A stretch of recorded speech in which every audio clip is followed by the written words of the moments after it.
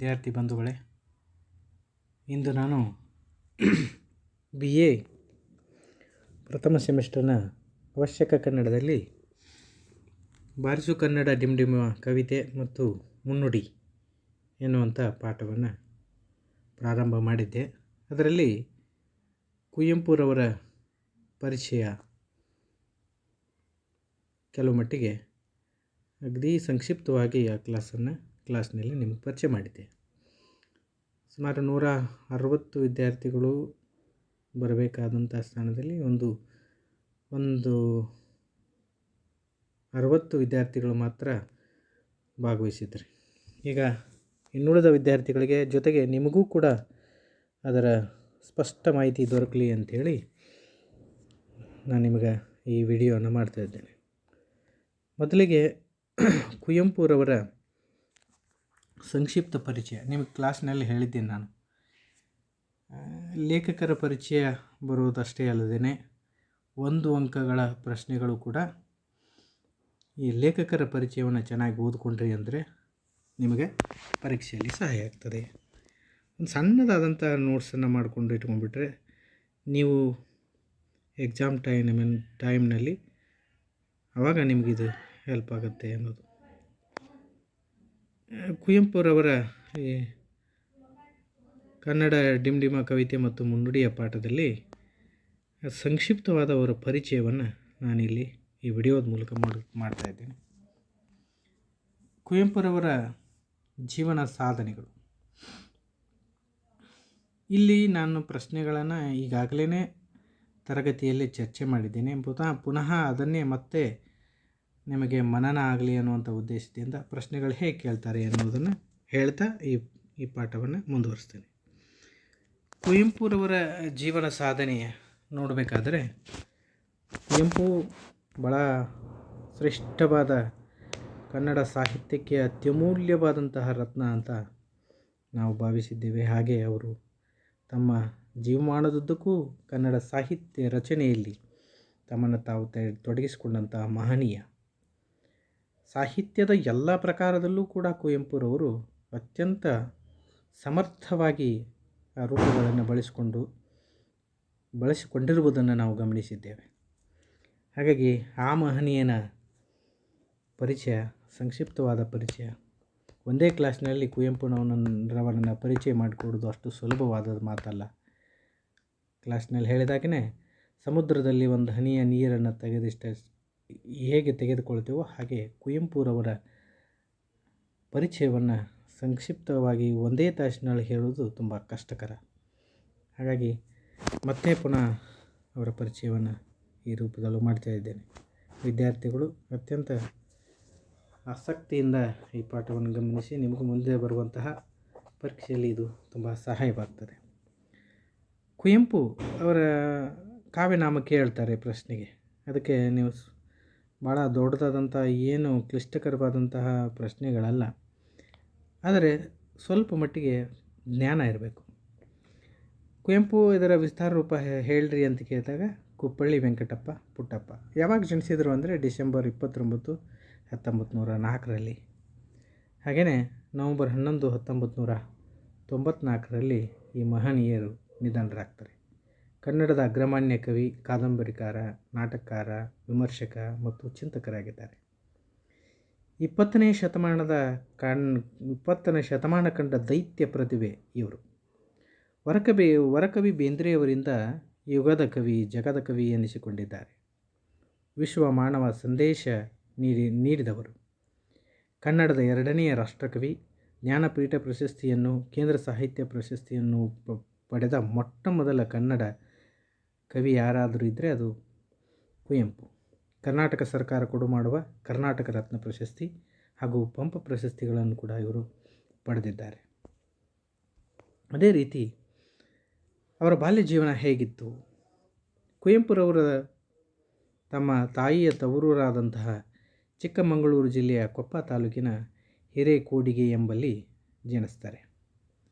ಹಾಗೆಯೇ ಇವರ ತಂದೆ ಹೆಸರು ವೆಂಕಟಪ್ಪ, ತಾಯಿ ಸೀತಮ್ಮ. ಇವರ ಬಾಲ್ಯ ತಮ್ಮ ತಂದೆಯ ಊರಾದಂಥ ಶಿವಮೊಗ್ಗ ಜಿಲ್ಲೆಯ ತೀರ್ಥಹಳ್ಳಿ ತಾಲೂಕಿನ ಕುಪ್ಪಳ್ಳಿಯಲ್ಲಿ ಕಳೀತಾರೆ. ಇನ್ನು ಇವರ ಶಿಕ್ಷಣ ಏನಿತ್ತು, ಹೇಗೆ ಕಲಿತರು, ಎಲ್ಲೆಲ್ಲಿ ಈ ಶಿಕ್ಷಣವನ್ನು ಇವರು ಪಡ್ಕೊಂಡ್ರು ಅನ್ನೋದು. ಕುವೆಂಪುರವರು ಆರಂಭಿಕ ವಿದ್ಯಾಭ್ಯಾಸ ಕೂಲಿ ಮಟ್ಟದಲ್ಲಿ ಆಯಿತು. ಮಾಧ್ಯಮಿಕ ಶಿಕ್ಷಣ ತೀರ್ಥಹಳ್ಳಿಯಲ್ಲಿ ನಡೆಯಿತು. ನಂತರ ಮೈಸೂರಿನ ವೆಲ್ಸಿಯನ್ ಮಿಷನ್ ಹೈಸ್ಕೂಲ್ನಲ್ಲಿ ತಮ್ಮ ಶಿಕ್ಷಣವನ್ನು ಮುಂದುವರಿಸಿದರು. ಮೈಸೂರು ಮಹಾರಾಜ ಕಾಲೇಜಿನಿಂದ BA ಪದವಿಯನ್ನು ಕನ್ನಡದಲ್ಲಿ MA ಪದವಿಯನ್ನು ಪಡೆದುಕೊಂಡು TS ವೆಂಕಣ್ಣಯ್ಯನವರು ಇವರ ಗುರುಗಳಾಗಿದ್ದರು. TS ವೆಂಕಣ್ಣಯ್ಯನವರ ಇನ್ನೊಂದು ವಿಶಿಷ್ಟವಾದ ಒಂದು ವಿಶೇಷತೆ ಇದೆ. ಏನು ಅಂತಂದರೆ, ಇವರು ಕನ್ನಡದ ಮೊಟ್ಟ ಮೊದಲ ಪ್ರಾಧ್ಯಾಪಕರು ಅಂತ ಹೇಳಲಾಗ್ತಾ ಇದೆ. ಹಾಗೆ ವೈವಾಹಿಕ ಜೀವನ, ಉದಯರವಿ, ಕೊಪ್ಪಲ್, ಮೈಸೂರು, ಕುವೆಂಪುರವರ ಈ ಸ್ಥಳದಲ್ಲಿರುವಂಥವರು. ಅವರ ಹೆಂಡತಿ ಯಾರು ಅಂತಂದರೆ ಹೇಮಾವತಿ. ಅವರನ್ನು ವಿವಾಹ ಆಗ್ತಾರೆ. ಇವರಿಗೆ ಮಕ್ಕಳು ಪೂರ್ಣಚಂದ್ರ ತೇಜಸ್ವಿ, ಕೋಕಿಲೋದಯ ಚೈತ್ರ, ಇಂದುಕಲಾ ಹಾಗೂ ತಾರಿಣಿ ಅವರ ಮಕ್ಕಳು. ಪೂರ್ಣಚಂದ್ರ ತೇಜಸ್ವಿ ಅವರು ಕನ್ನಡದ ಅಗ್ರಮಾನ್ಯ, ಅದು ವಿಜ್ಞಾನ ಲೇಖನ, ವಿಜ್ಞಾನ ಬರಹ ಬರೆಯೋದರಲ್ಲಿ ಭಾಳ ವಿಶಿಷ್ಟವಾದ ಕಾದಂಬರಿಗಳನ್ನು ರಚನೆ ಮಾಡೋದರಲ್ಲಿ ತುಂಬ ಅತ್ಯಂತ ವೈಜ್ಞಾನಿಕವಾದ ಆಲೋಚನಾ ಲೇಖಕರು ಅಂತ ನಾವು ಅವರನ್ನು ಕರಿಬೋದು. ಕೋಕಿಲೋದಯ ಚೈತ್ರ ಅವರು ಇಂಜಿನಿಯರ್ ಆಗಿ ಆಸ್ಟ್ರೇಲಿಯಾದಲ್ಲಿ ನೆಲೆಸಿದ್ದಾರೆ. ಚಿದಾನಂದ ಗೌಡರವರು ಕುವೆಂಪುರವರ ಅಳಿಯ. ಇವೆಲ್ಲ ಅವರ ಅವರ ಕೌಟುಂಬಿಕ ಜೀವನದ ಕುರಿತು. ಅವರ ನಿಧನದ ಬಗ್ಗೆ ಈಗಾಗಲೇ ನಾನು ಮಾತಾಡಿದ್ದೇನೆ. ಇನ್ನು ಕುವೆಂಪುರವರ ಸಾಹಿತ್ಯಿಕ ಸಾಧನೆಗಳು ಹೇಗಿದೆ? ಕುವೆಂಪುರವರು 20ನೇ ಶತಮಾನ ಕಂಡ ದೈತ್ಯ ಕವಿ. ಈಗಾಗಲೇ ಹೇಳಿದಾಗೇ ಅವರೊಬ್ಬ ರಸಋಷಿ. ತಮ್ಮ ಮೇರು ಕೃತಿ ಶ್ರೀ ರಾಮಾಯಣ ದರ್ಶನಂದಲ್ಲಿ ಈ ಕಾಲಕ್ಕೆ ಅಗತ್ಯವಾದ ದರ್ಶನಗಳನ್ನು ನೀಡಿದ್ದಾರೆ.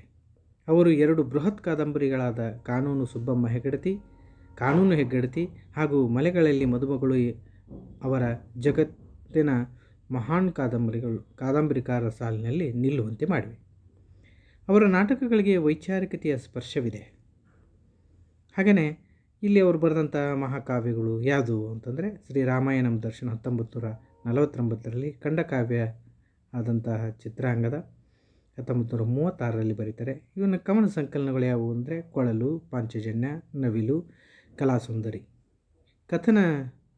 ಕವನಗಳು ಯಾವುವು ಅಂತಂದರೆ ಕೋಗಿಲೆ ಮತ್ತು ಸೋವಿಯತ್ ರಷ್ಯಾ, ಪ್ರೇಮ ಕಾಶ್ಮೀರ, ಅಗ್ನಿಹಂಸ, ಕೃತ್ತಿಕೆ, ಪಕ್ಷಿಕಾಶಿ, ಕಿಂಕಿಣಿ ವಚನ ಸಂಕಲನ ಇದು, ಷೋಡಶಿ ಅನ್ನೋದು, ಚಂದ್ರಮಂಚಕೆ ಬಾಚಕೋರಿ, ಇಕ್ಷು ಗಂಗೋತ್ರಿ, ಅನಿಕೇತನ ಇವರವರ ಸಾಹಿತ್ಯ ಕೃತಿಗಳು. ಇನ್ನು ಕಥಾ ಸಂಕಲನ ಯಾವ್ಯಾವು ಅಂತಂದರೆ ಸನ್ಯಾಸಿ ಮತ್ತು ಇತರ ಕಥೆಗಳು, ನನ್ನ ದೇವರು ಮತ್ತು ಇತರ ಕಥೆಗಳು. ಇನ್ನು ಕಾದಂಬರಿಗಳು ಕಾನೂರು ಹೆಗ್ಗಡತಿ, ಮಲೆಗಳಲ್ಲಿ ಮದುಮಗಳು ಇವು ಅವರ ಕಾದಂಬರಿ, ಬೃಹತ್ ಕಾದಂಬರಿಗಳು. ಇನ್ನು ನಾಟಕ ಯಮನ ಸೋಲು, ಜಲಗಾರ, ಬಿರುಗಾಳಿ, ವಾಲ್ಮೀಕಿ ಭಾಗ್ಯ, ಮಹಾರಾತ್ರಿ, ಸ್ಮಶಾನ ಕುರುಕ್ಷೇತ್ರ, ರಕ್ತಾಕ್ಷಿ, ಶೂದ್ರ ತಪಸ್ವಿ, ಬೆರಳಿಗೆ ಕೊರಳು. ಇದರ ಬಗ್ಗೆ ಹಿಂದಿನ ಕ್ಲಾಸ್ನೊಳಗೆ ಸಾಕಷ್ಟು ಹೇಳಿದ್ದೇನೆ. ಬೆರಳಿಗೆ ಕೊರಳು, ಬಲಿದಾನ, ಚಂದ್ರಹಾಸ, ಕಾನೀನ. ಆಮೇಲೆ ವಿಮರ್ಶಾ ಕೃತಿಗಳು ಯಾವುವು ಅಂತಂದರೆ ಕಾವ್ಯವಿಹಾರ, ತಪೋನಂದನ, ವಿಭೂತಿ ಪೂಜೆ, ದ್ರೌಪದಿಯ ಸಿರಿಮುಡಿ, ರಸೋವೈಶಃ. ಹಾಗೆಯೇ ಅವರು ಆತ್ಮಕಥನವನ್ನು ಬರೀತಾರೆ. ಸ್ವಲ್ಪ ಗಮನಿಸಬೇಕು, ಇದನ್ನು ನೆನಪಿಟ್ಕೊಳ್ಳಿ. ಯಾವುದು ಆತ್ಮಕಥನ ಅಂತಂದರೆ ನೆನಪಿನ ದೋಣಿಯಲ್ಲಿ ಕುವೆಂಪುರವರ ಆತ್ಮಕಥನ. ಕುವೆಂಪುರವರ ಮದುವೆ ಪ್ರಸಂಗ, ಜೀವನ ಚರಿತ್ರೆಗಳು, ಸಾಮಾಜಿಕ ಜೀವನ ಚರಿತ್ರೆಯಲ್ಲಿ ಸ್ವಾಮಿ ವಿವೇಕಾನಂದರು ಬರೀತಾರೆ, ರಾಮಕೃಷ್ಣ ಪರಮಹಂಸರ ಬಗ್ಗೆ ಬರೀತಾರೆ. ಇನ್ನು ಶಿಶು ಸಾಹಿತ್ಯ ಅಮಲನ ಕತೆ, ಮೋಡಣ್ಣನ ತಮ್ಮ ಇದು ನಾಟಕ, ಹಾಳೂರು, ಬೊಮ್ಮನಹಳ್ಳಿಯ ಕಿಂದರಜುಗಿ 1928. ಬಹುಶಃ ಇದು ಅವರ ಅತ್ಯಂತ ಪ್ರಸಿದ್ಧಿಯನ್ನು ಪಡೆದುಕೊಂಡಂಥ ಕೃತಿ. ನನ್ನ ಗೋಪಾಲ ಇದು ನಾಟಕ, ನನ್ನ ಮನೆ, ಮೇಘಪುರ, ಮರಿ ವಿಜ್ಞಾನಿ, ನರಿಗಳಿಗೆ ಇಲ್ಲ ಕೋಡಿಲ್ಲ ಅನ್ನುವಂಥದ್ದು. ಅವ್ರಿಗೆ ಬಂದಂಥ ಪ್ರಶಸ್ತಿಗಳು ಮತ್ತು ಗೌರವಗಳು. ಕೇಂದ್ರ ಸಾಹಿತ್ಯ ಅಕಾಡೆಮಿ ಪ್ರಶಸ್ತಿ ಶ್ರೀರಾಮಾಯಣಂ ದರ್ಶನ ಬರ್ತದೆ, ಅದು 1955ರಲ್ಲಿ. ಮೈಸೂರು ವಿಶ್ವವಿದ್ಯಾಲಯದಿಂದ ಕೊಡಮಾಡುವಂಥ ಗೌರವ ಡಿ.ಲಿಟ್ ಪದವಿ ಮತ್ತು ಪದ್ಮಭೂಷಣ ಪದವಿ. ಹಾಗೆಯೇ ರಾಷ್ಟ್ರಕವಿ ಪುರಸ್ಕಾರ ಸಿಗ್ತದೆ. 1964ರಲ್ಲಿ ಕರ್ನಾಟಕ ವಿಶ್ವವಿದ್ಯಾಲಯ ಇವರಿಗೆ ಗೌರವ ಡಿಲಿಟ್ ಪದವಿಯನ್ನು ಕೊಡ್ತದೆ. ಜ್ಞಾನಪೀಠ ಪ್ರಶಸ್ತಿ ಭಾಳ ಅತ್ಯುನ್ನತವಾದ ಸಾಹಿತ್ಯ ಪ್ರಶಸ್ತಿ ಅಂದರೆ ಇದು. ಅದು 1968ರಲ್ಲಿ ಸಿಗ್ತದೆ ಶ್ರೀ ರಾಮಾಯಣಂ ದರ್ಶನಂ ಕೃತಿಗೆ. ಬೆಂಗಳೂರು ವಿಶ್ವವಿದ್ಯಾಲಯವು ಕೂಡ ಇವರಿಗೆ ಗೌರವ ಡಿಲಿಟ್ ಪದವಿಯನ್ನು ಕೊಡ್ತದೆ. ಇದಿಷ್ಟು ಇವತ್ತಿನ ಕ್ಲಾಸ್ನೊಳಗೆ ಚರ್ಚೆ ಮಾಡಿದ್ದೇನೆ.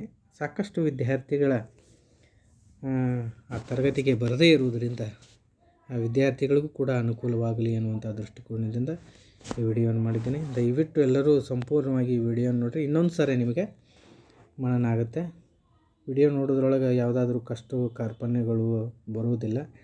ಸುಮ್ಮನೆ ಕೇಳ್ತಾ ಹೋದರೆ ನಿಮಗೊಂದು ಜ್ಞಾನ ಬರುತ್ತೆ ಅನ್ನೋದು ನನ್ನ ಉದ್ದೇಶ. ಆ ಉದ್ದೇಶವನ್ನು ನೀವು ಈಡೇರಿಸಬೇಕು ಅನ್ನೋದು ನನ್ನ ಬಯಕೆ. ಧನ್ಯವಾದಗಳು. ನಮಸ್ಕಾರ.